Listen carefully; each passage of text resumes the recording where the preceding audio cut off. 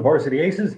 I'm Greg Tartaglia for NorthJersey.com, and this is Varsity Aces Live for October 7th, 2020. And we'll be joined shortly by my colleague Paul Schwartz, because we have a little bit of a track and field runner story today, if you will, but it really goes more beyond that. Our guest tonight, our student athlete guest, is Wayne Valley Junior Ryan Pena, and he will be joined with us with his father Nolan, because Nolan and Ryan and their whole family recently moved to Wayne. Ryan was competing for Hackensack as a distance runner last school year for the 2020-2021 school year. His family moved to Wayne over the summer, and well, that's sort of led us to an interesting story that Paul wrote about on NorthJersey.com. Let's bring in Paul now and just get a little bit more background detail. And then, Paul, if you want, you can ask the Penas where to start. Hi there. Hello, folks. Ryan, his first 2 years at Hackensack, had a terrific start to his career. He was second team All-County in Bergen County in cross country last fall, but he really came into his own during the winter when he finished. He made the state meet of champions at 800 meters, and he actually ran the third fastest time of any sophomore in New Jersey this past winter. He ran 1:57 in winning the Bergen County championships. And then the family moved. So Nolan, why don't you tell us the story of what happened? Obviously, Ryan lost his sophomore spring to COVID, and what happened next? Well, we moved to Wayne. It was a little difficult to get paperwork to register on time before the deadline of September 1st. We bought the house in May. We started the paperwork process in July. And due to all the offices being closed, it was hard for us to paper. And Hackensack didn't have an athletic director. So we weren't advised that or told that we needed to register before September 1st. You know, we actually found this out after we registered in September 8th over at Wayne Valley. So that's pretty much it there. So what you're saying is when you were in the process of moving, you normally would have reached out to Hackensack, to the athletic director to say, hey, we're moving to Wayne. Is there anything we need to do? And you would have found out probably at that point that you had to file some paperwork, even though your family was moving. But by the time you registered, I think you told me it was September 8th, you registered right. The first day of school. That's when you got the affidavit and the other paperwork. And my understanding is both Wayne Valley and Hackensack at that point immediately got it down to Robbinsville, to the state association. But they advised that it was too late. Am I right? Correct. Yeah, they told us the deadline was September 1st. Did Wayne Valley try? Sorry, Paul. The upshot is that obviously Ryan has to sit out, because despite the fact that he has a bona fide change of address, clearly his family moved. But that was the old rule for the NJSIAA, that unless you could show a change of address, you would not be able to compete for the first 30 days or half the events of your next season. So the next season is cross country. It's here right now. And Ryan, you fortunately or unfortunately, the season's a lot shorter. So you won't have to sit out 30 days, but even half the meets, that's got to be tough, because there don't seem to be a whole lot of meets in this season, shortened season to begin with, are there? No, they're not. About how many are there? And well, when do you anticipate that you'll be able to join the team? Well, there's like not that many meets at all. And honestly, like, I want to run now. Like, I'm literally striving. I'm hungry to like run. And I already missed my summer season, my spring season actually. And honestly, I was aiming to like accomplish my goals, but apparently now I'm not able to. And now that I'm short on season for cross country, I guess I have to tweak my goals a little bit. Well, what was your goal this season? My goal this season was to break 16. It's to break 16 minutes in the 5K. But now that I'm less meets, I have less practice for that. Well, now I will tell you this to give you something to shoot for. The new Darlington course is a lot faster than the old one. Oh, yeah. You were able to run in that at the Big North meet the championship meet, which is in late October, early November. Can someone turn that off? Big North meet in October or late October, early November. It's running much faster. And I think your best time last year was 16:25. Am I right? Something. It was near that. It was 16:31. So what kind of work did you do? Were you able to put in your summer training before you reported to Wayne Valley? Were you able to get mileage in? Oh yeah, definitely.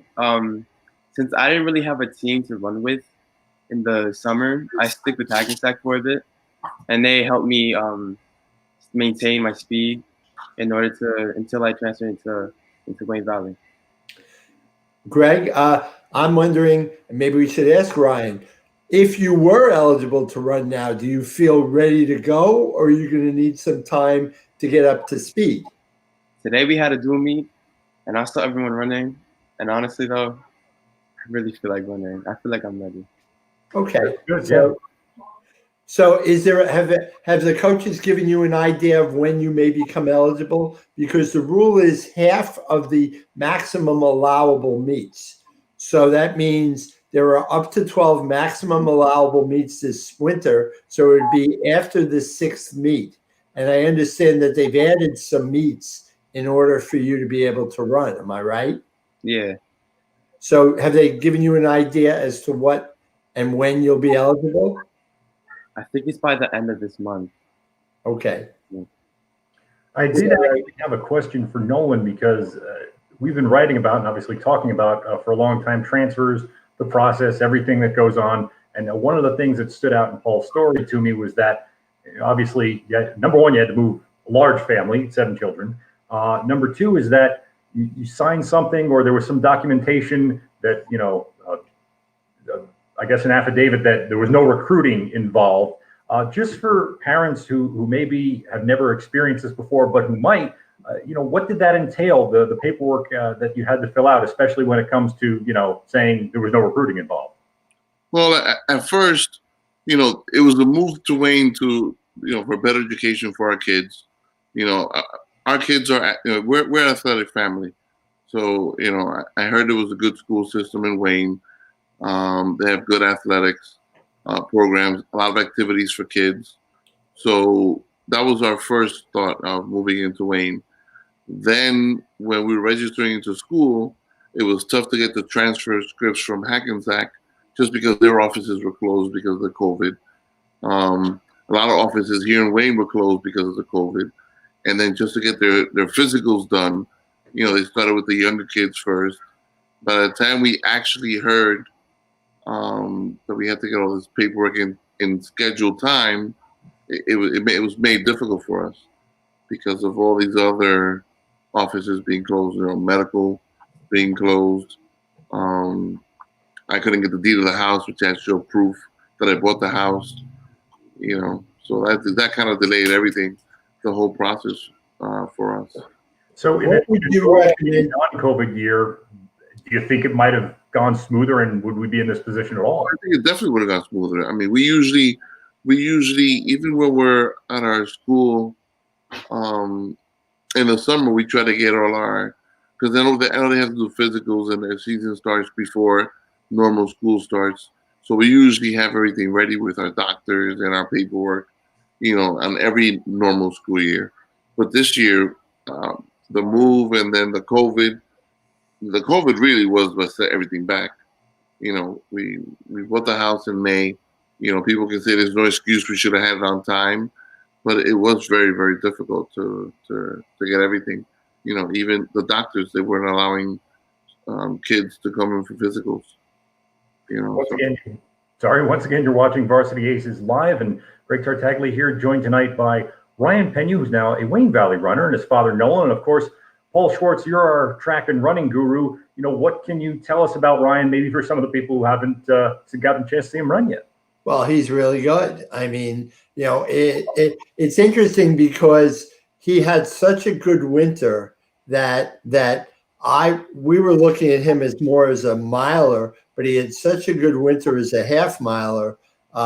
It'll be interesting to see when he gets back on the track, either this winter, we hope, if COVID willing, and certainly by the spring, what his track prowess is. He's done very nicely in cross country at Hackensack.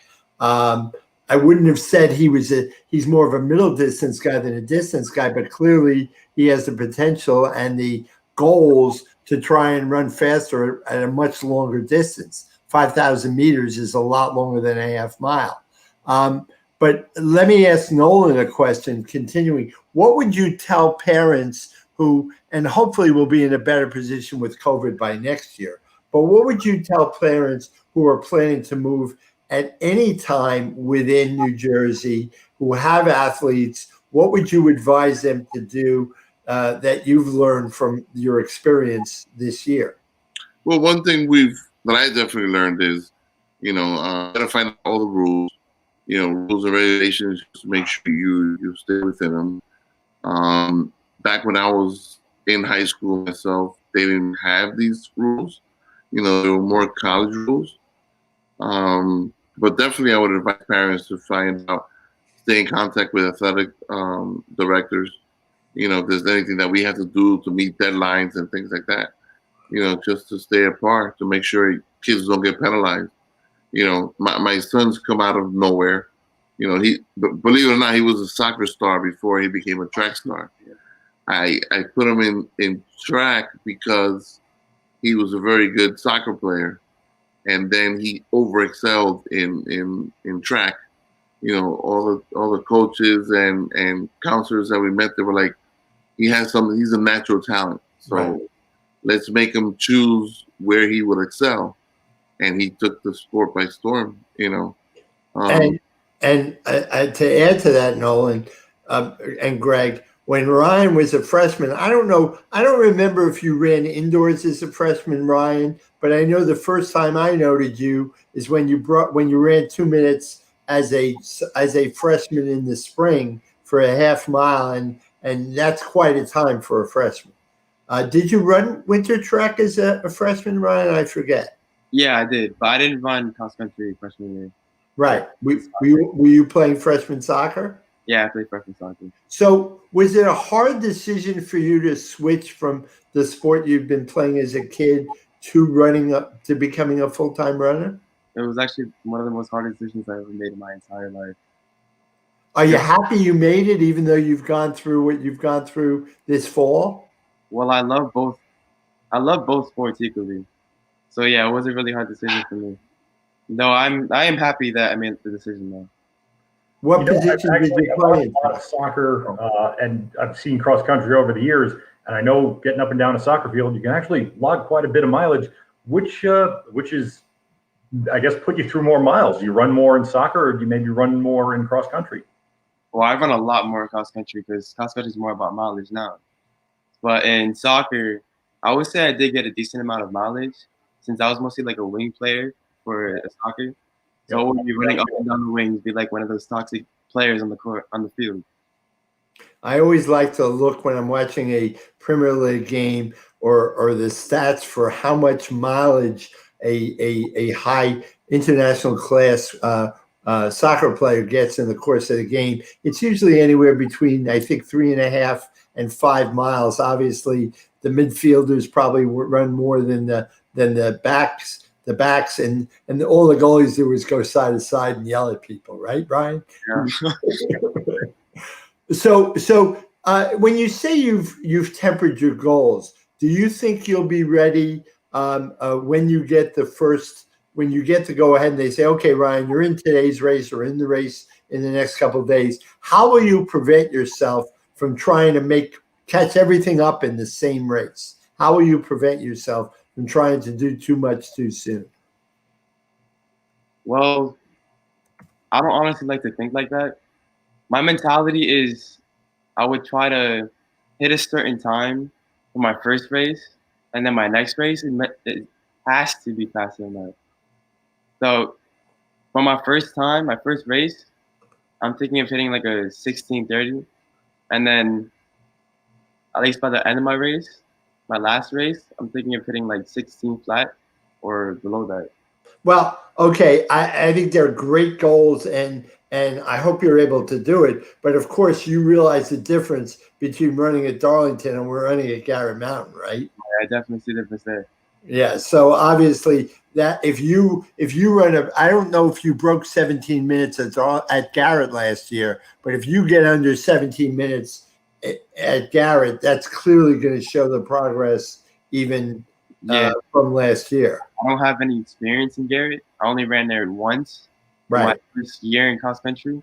But now that I'm in this school, we run at Garrett a lot. A lot. Plenty of experience over there. And yeah. And as a half miler, I'm going to give you a little piece of professional running advice. The half mile you run from the bathrooms at Garrett to the finish line up that hill is the hardest half mile you're ever going to run. And if you get to master that, you're going to be amazed at what you're going to be able to accomplish in track and cross country. Thank you. Well, one more that I really wanted to touch on was that, something we mentioned before. Ryan, you have 6 siblings. I think you're the 3rd oldest. A couple of your older siblings have played sports. I don't know if any of your younger ones do, but how have you and your siblings been helping each other through all this? I know some families may only have one child, and in a quarantine world, what do you do? But you have so many siblings. How have you helped each other through this whole entire year of quarantines? Oh, my family's very supportive. My sister helps me come to my practices since now she has a car. And yeah, I mean, they support me. They come to my meets sometimes. And yeah, they're really supportive. The car is key. I will say that. Having the older siblings who can drive the car is key. Paul, any last thoughts for you for the Penas? Not for the Penas, except, obviously with me being in South Carolina, I hope to be able to see you run at sectionals. I'm anxious to follow your results once you become eligible, which is going to be real soon. And I wouldn't be at all surprised that when we come to the sectionals and you're now in Group 3 rather than Group 4, it's going to be fun to watch you go up against kids like Bobby Hymans from Ramapo and Stephen Hatano from Northern Valley Old Tapan, who are going to be in your sectional when you get to that at the end of the year. What do you think, Ryan? Can you beat him? Oh, I could definitely beat him. Okay. On that note, that's a good place to leave off and say, you know what, go out and get them. Thanks so much for joining us, to both Ryan and to Nolan Pena. And we'll see you, see you around the track is what we would say in the winter or spring, but see you around the course, I think, right? Right. There you go. Thanks for joining us. Yeah. Thanks, guys. I do want to chat a little bit with Paul because, look, transfers is something that we cover pretty much every year. It happens over and over again. This seems like a case where, the family was doing the right thing. It certainly didn't seem to me talking like, hey, let's do this for athletic advantage, or, somebody's going to give us something if we go here. Again, not that that's something that openly happens in North Jersey, but hey, you never know. This looks more like a case of, it was like no one said, if not for COVID, maybe everything would have gone to plan and gone accordingly. But I would think the transfer rule was changed, but it was also sort of relaxed a little bit for this year by the NJSIAA, was it not? It was, and that's what sort of makes this a little bit, I don't want to say concerning, but a little bit difficult to really understand.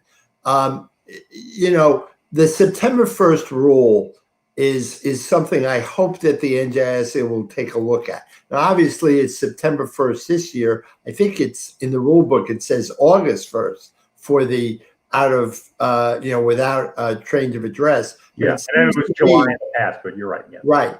But I think they were going to make it August, and then it became September because of the late start to the season. But it seems to me that they should look at the rule and potentially allow a student who legitimately changes the address to send in his paperwork prior to the first event to avoid penalty. Because obviously they sent the paperwork in. As far as I remember, the paperwork was clearly all in by September 14th, and the first meet wasn't until 2 weeks later. So what would have been the harm? The paperwork was in. The good news is he's eligible for winter and spring without another 30-day sit because the paperwork is in plenty of time. I think going forward, that is something the NJSA should really look at, making that change. I also find it interesting. Now, they advised me when I was reporting the story that they had 800 transfers this year. I don't know how many for actual changes of address. I'm sure there were plenty because people lost their homes and lost their places to live, and in losing jobs, people were forced to move to other jobs. But a lot of those came from, especially early in the process and late in August, when several sports programs shut down for the year, such as Piscataway, West Windsor. Up here, there were a number of them, all but Dwight Englewood eventually reopened. Right. But the NJSA put in a rule for this year that they weren't going to take athletic advantage into the mix as long as you put in for a transfer by September 1st. So with that in mind, and knowing that that's really what they want to try and avoid, students jumping back and forth for athletic advantage or moving schools for athletic advantage, to treat the change of address without an actual date, but maybe say before the first meet to avoid penalty. That way, if a kid shows up at school the first day of school, they're okay. Like, what happens if a kid moves from Illinois on September 10th? And he moves into September 10th. He moves from Illinois to New Jersey. He's ineligible for the first 30 days and or half the season, and he never had a chance because he just moved from Illinois. So I hope they'll take that into consideration. What do you think? Well, you see, I see the other side of the coin because, and again, we speak in anecdotes, so we, don't go too far into detail. But I've heard stories. So and so moved to live with a nearby relative, so they could be closer to some school or show that change of address. This is the situation that the whole family moved together, and and I've heard of renting places and making that your change of address, and there's been all kinds of stuff go on, I guess we could just say, with transfers over many, many years. So to hear something like this, where they did everything right, or at least attempted to, the one thing they didn't get right was the timing in the eyes of the NJSIAA, and yet there's so much else going on. But I think maybe the most reassuring part is that, as you said, Paul, he'll be eligible for full winter, full spring track, and we're all hoping those will come to pass too. So, I mean, that's what I took away from this. What are your final thoughts, having written the story and now having spoken to the Penas? Again, I agree with you, and the points you made are very well put, that there are situations where people get around the rule, which is why the NJSA put in a rather hard and fast rule with no appeals, because there is no appeal process where there usually was one, because they said, these rules are the most lenient, so we're not taking an appeal, and I get that. But I would assume, I haven't seen the affidavit, but I would assume in the affidavit, they cover the issues you're talking about. In the affidavit, it should be a legal change of address should be if your entire family moves. I researched a couple of other states. That's the way it is in Indiana, in Minnesota, in Wisconsin. It's got to be a full family move. You just can't go to live with Aunt Tilly in her apartment in Wayne and go compete for Wayne. In addition, there is in the rules, I don't know if it's in the affidavit, the building or the residence cannot have any connection with anyone connected with a school, including a booster. And you and I both recall a very fine, outstanding athlete in our area who apparently it turned out, or it was alleged, that one school had a booster had basically rented an apartment so that the student could transfer. And we're not naming names. We're not naming names, and we both know who we're talking about. But hopefully the NJSA has put that in the affidavit, and it's certainly in the rule book that you're not allowed to do that anymore. Okay? There was a question then whether you were. Now it's clear you can't for athletic advantage or not. And I'm glad Ryan's going to get a chance to run pretty soon. I think a lot of credit goes to Wayne Valley, Coach Doug Flower, Eric Schulman, athletic director Dave Drozdik. They really fought hard for this kid. And look, I'm more sympathetic with the NJSIAA than I was initially, but it seems to me that there are times where common sense should prevail. I will say this, had Ryan been allowed to run, I don't think anyone would be raising a stink about the fact that the paperwork got in September 14th and not September 1st. And, let the kids run. Well, that's hopefully what we're going to see the rest of the season. We wish all the best to Ryan Pena. Thanks to him for joining us, and to his father, Nolan Pena, for joining us. We could talk transfers all night, but I see by the clock on the old corner of the screen that it's time to go. Thanks to Paul Schwartz for joining me tonight. My name is Greg Tartaglia, and I am one of the Varsity Aces. Thank you for joining Varsity Aces Live for this Wednesday night. We'll be back Wednesday with a brand new show. Thank you for joining us. Have a good night.